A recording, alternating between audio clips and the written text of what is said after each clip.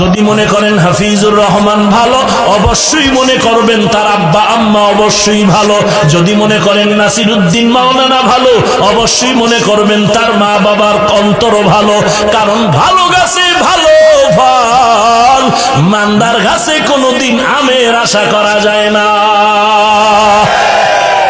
আমার মা, আমার চাচি, আমার আত্মীয় স্বজন মহিলারা এখনো দেখছি, আগেও দেখেছি, দিনের বেলা কোথাও বেড়াইবার জন্য যায় না, রাতের বেলা যদি যায় হাত মোজা পাও মোজা লাগায় রাতের বেলা ঢিলে ঢালা বোরকা পরে যায়। ওরে আম্মা জান, তুমি বোরকা পরতে চাও না, বোরকা যা পরছো তাও না পরার মতো।